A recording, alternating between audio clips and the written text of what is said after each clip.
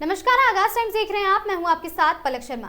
उत्तर प्रदेश में लगाए जा रहे स्मार्ट मीटरों को लेकर सियासत तेज हो गई। आपको बता दें, आम आदमी पार्टी के राज्यसभा सांसद संजय सिंह ने प्रेस कॉन्फ्रेंस कर योगी सरकार पर जनता से खुली लूट का आरोप लगाया है। संजय सिंह ने कहा कि स्मार्ट मीटर गरीबों पर सबसे बड़ा बोझ बन चुका है। संजय सिंह ने कहा कि स्मार्ट मीटर तेज चल रहे हैं और आम जनता से 15 से 20% ज्यादा वसूली की जा रही है। अगर किसी उपभोक्ता का बिजली का बिल पहले 2000 आता था तो स्मार्ट मीटर लगने के बाद वह बिल 2400 से 25 रुपए तक पहुंच रहा है। उन्होंने आरोप लगाया कि यह लूट खासतौर पर गरीब और मध्यम वर्ग के खिलाफ है, जो ज्यादा बिजली इस्तेमाल करते हैं।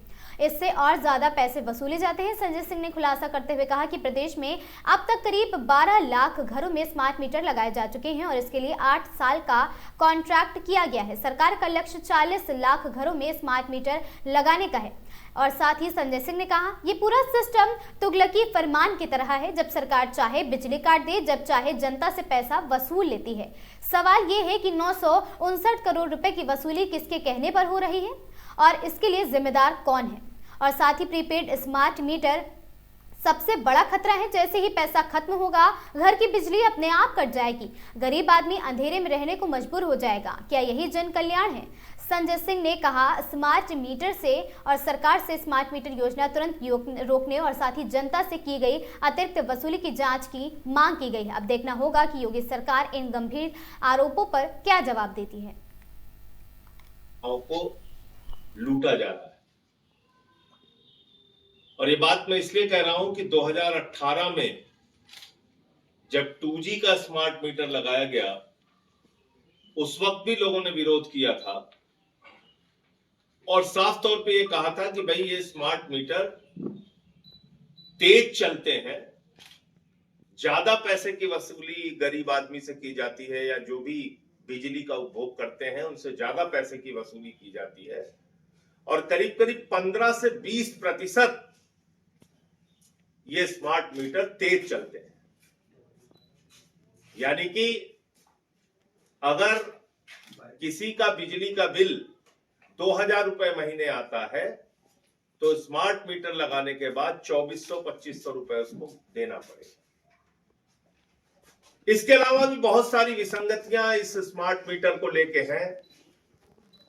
बहुत सारा गुस्सा, बहुत सारी नाराजगी, बहुत सारे सवाल इन स्मार्ट मीटर को लेके हैं।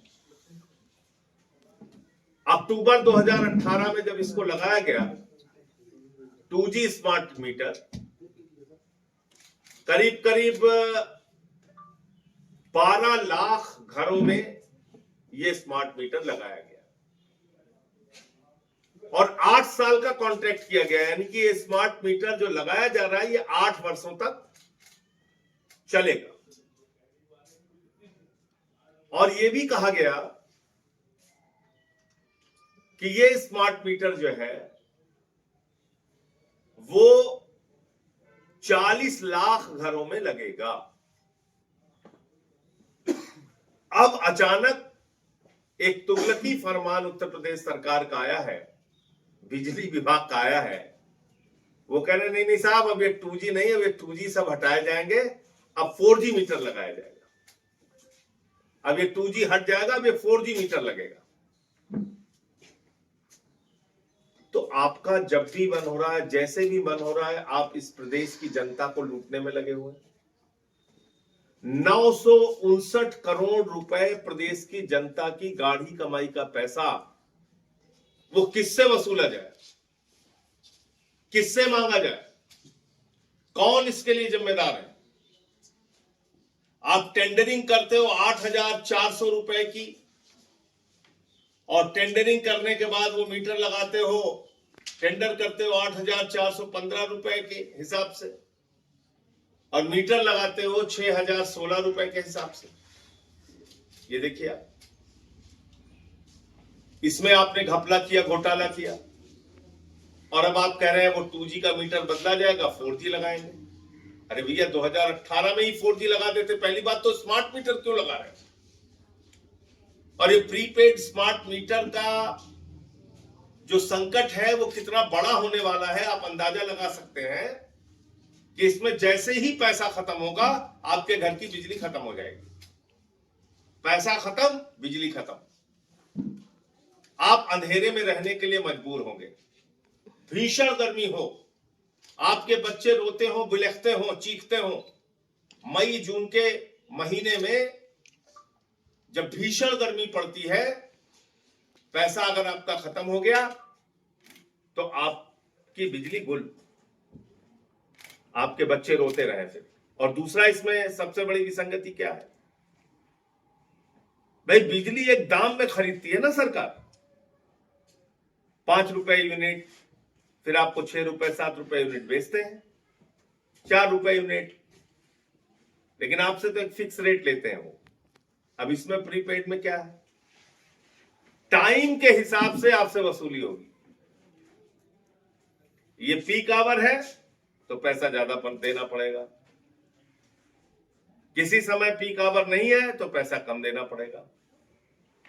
बहुत ज्यादा था, अब आप कह रहे हैं टाइम के हिसाब से आप रेट फिक्स करेंगे, यानी कि गर्मी के महीने में गरीब आदमी तो उत्तर प्रदेश के लोग तो बर्बाद हो जाएंगे। आप कहेंगे बिजली की खपत ज्यादा है, बहुत महंगी बिजली हमें खरीदनी पड़ रही है, बहुत महंगी आपसे वसूली जाएगी, आपको पता भी नहीं चलेगा। वो कह देंगे मई के दोपहर में 1 बजे प्रति यूनिट बिजली का दाम होगा 25 रुपए, आपको पता भी नहीं चलेगा।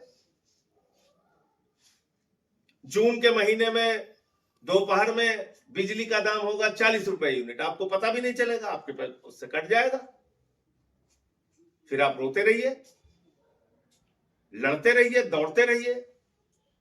तो ये स्मार्ट मीटर जो है ये इलेक्ट्रिसिटी एक्ट के भी खिलाफ है। इसलिए मैं सरकार को कहना चाहता हूं, इलेक्ट्रिसिटी एक्ट 2003 की जो धारा 55 है, उसका जो क्लॉज 55 है, उसके भी अगेंस्ट है।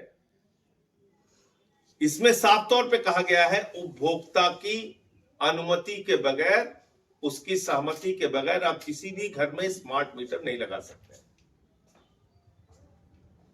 उसमें उसकी सहमति चाहिए होती है।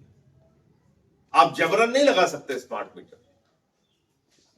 तो स्मार्ट मीटर का आम आदमी पार्टी उत्तर प्रदेश विरोध करती है और इसकी लड़ाई सड़क से लेके देश की संसद से लेकर और न्यायालय तक जरूरत पड़ी तो हम लोग लड़ेंगे, क्योंकि ये इलेक्ट्रिसिटी एक्ट 2003 के भी खिलाफ है।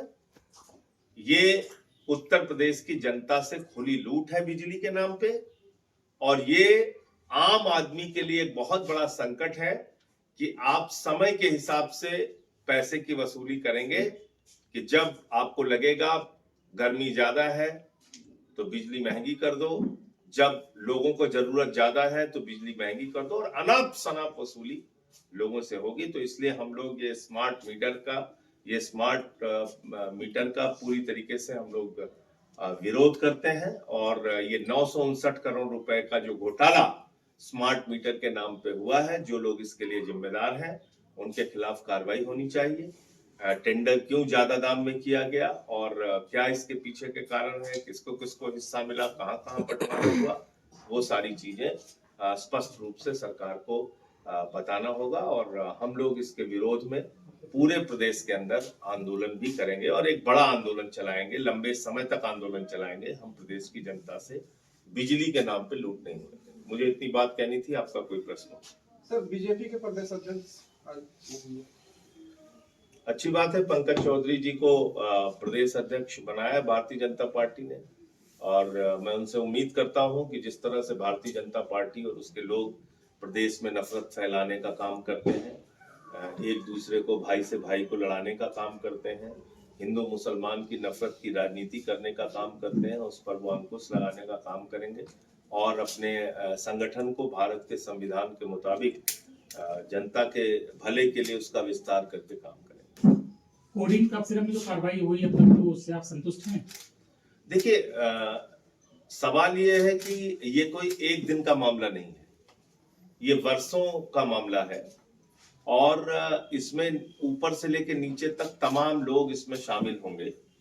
जब तक इसकी एक जुडिशियल इंक्वायरी या सीबीआई के द्वारा इंक्वायरी नहीं होती, और मनी लॉन्ड्रिंग का मामला है, बाहर पैसा भेजा गया है और बाहर से पैसा मंगाया गया है, तो जब तक इसमें केंद्रीय एजेंसियां शामिल नहीं होंगी तब तक इसका सच सामने नहीं आ सकता है। उत्तर प्रदेश की सरकार ने तो कह दिया कि एक भी बच्चे नहीं मरे। अब पता नहीं उनका दावा सही है या बच्चों के मरने की जो सच्चाई है कफ सिरप के कारण वो सच है। तो ये तो एक व्यापक जांच का विषय है और इसमें जो लोग, ये तो ऐसा गुनाह है जो मासूमों को मारने का एक घिनौना अपराध है और इसमें सख्त से सख्त कार्रवाई उन लोगों के खिलाफ होनी चाहिए जिन्होंने इस कफ सिरप कांड में अपने काले कारनामे किए हैं। सर, बीजेपी ने वंदे मातरम का 150 साल का जो जश्न चलाया है उस पर आपका क्या कहना है? देखिए, बीजेपी का वंदे मातरम से कोई लेना देना नहीं, 150 राष्ट्रगान से कोई लेना देना नहीं, राष्ट्रीय ध्वज से तिरंगे से कोई लेना देना नहीं, भारत छोड़ो आंदोलन और आजादी के आंदोलन से कोई लेना देना नहीं। और जिन्ना के साथ सबसे पहले अगर कोई कंधे से कंधा मिला के हिंदुस्तान में चला है तो उस संगठन का नाम है आरएसएस हिंदू महासभा। और ये मैं रिकॉर्डेड हिस्ट्री बता रहा हूं। आरएसएस ने 52 साल तक तिरंगे झंडे का विरोध किया और जब 2001 में 3 लड़कों ने आरएसएस के मुख्यालय पे झंडा फहरा दिया तो उनके खिलाफ मुकदमा लिखाया। किस अपराध में? कि तिरंगा फहरा दिया। और 13 साल तक मुकदमा उन बच्चों के ऊपर चला। दूसरी बात, भारत छोड़ो आंदोलन में जो इनके सबसे बड़े नायक हैं, और मुझे पता चल रहा है कि शायद उनकी मूर्ति का अनावरण भी उत्तर प्रदेश में होने जा रहा है, लखनऊ में, श्यामा प्रसाद मुखर्जी जी। श्यामा प्रसाद मुखर्जी जी फजलुल हक की गवर्नमेंट में बंगाल के अंदर फाइनेंस मिनिस्टर थे और श्यामा प्रसाद मुखर्जी जी ने भारत छोड़ो आंदोलन के खिलाफ अंग्रेज गवर्नर को चिट्ठी लिखी थी कि इस आंदोलन को पूरी तरीके से कुचल देना चाहिए। यानी आपने हिंदुस्तान के आजादी के आंदोलन का विरोध किया। और फजलुल हक कौन शख्स है? फजलुल हक वो शख्स है, मुस्लिम लीग के सम्मेलन में, लाहौर के अधिवेशन में उसी ने 1940 में पाकिस्तान बनाने का प्रस्ताव रखा था। तो आप ऐसे लोगों के साथ खड़े थे। अब आप दूसरों से देशभक्ति का प्रमाण पत्र मांगते हैं। तो जिन्ना के साथ ये खड़े रहे, तिरंगे का विरोध इन्होंने किया। 1949 में 28 दिसंबर को ऑर्गेनाइजर के अंक में इन्होंने लिखा कि राष्ट्रगान जन गण मन, जो हम लोग पूरे सम्मान के साथ गाते हैं, इन्होंने कहा कि राष्ट्रगान जो है ये आइटम ऑफ इंटरटेनमेंट है। मैंने सारा कागज देश के सदन में रखा है। तो जो आपके राष्ट्रगान को आइटम ऑफ इंटरटेनमेंट कह सकता है संगठन, उनकी राष्ट्रभक्ति क्या है आप अंदाजा लगा सकते हैं। तो इसलिए वंदे मातरम पे तो बहस, मुझे लगता है कि नरेंद्र मोदी जी ने खुद ही एक गहरी चाल आरएसएस के खिलाफ रख के और पूरे देश में आरएसएस का कच्चा चिट्ठा जो है उन्होंने सामने रखवा दिया। सर, दिल्ली में AQI बहुत ज्यादा खराब है, उसके बारे में आपका क्या है? हमारी मैडम जो है रेखा गुप्ता जी, वो टेम्परेचर नाप रही है उसका। जब पता चल जाएगा तो बता देंगे।